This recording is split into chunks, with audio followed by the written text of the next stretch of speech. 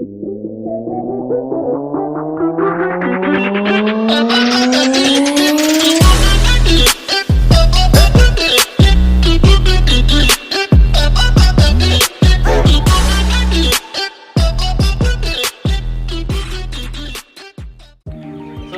hapon guys, meron po tayong bisita ngayon at saka buyer na rin po guys, si Mr. Lito, taga Sawang, Tabuk City, Sabalong daw, Sabalong.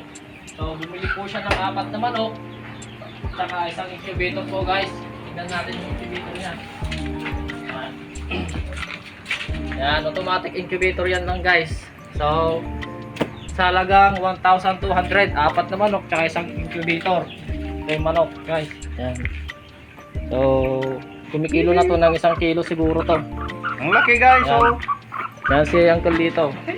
Yan. So Uncle Lito, anong masasabi mo sa binili mong manok tsaka incubator na 1,200? ay napasalamat ako sa iyo kasi murang-murang pag binigay mo sa akin eh. Yan guys, sa mga may balak bumili ng incubator guys tsaka manok, available po dito sa San Juan, Tabuk City. Available po yung mga chicks natin na day old po is 80 pesos and 1 month old is 100 pesos lang.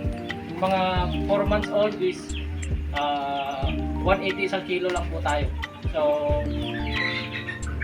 ano mga hinihintay nyo at mamasyal na kayo dito at bumili na kayo ng manok sa halagang murang-mura lang, pang presyong pangkaibigan lang tayo guys. So maraming salamat and enjoy.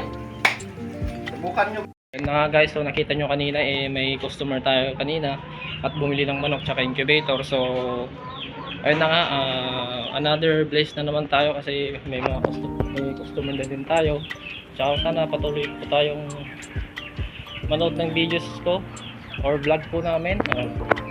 Ito po yung mga manok natin. So available po itong manok natin, 1 month old po. Yan, 100 pesos lang po yan. May day old po tayo. Yan. Sabi ko nga, day old, 80 pesos lang. Nandiyan.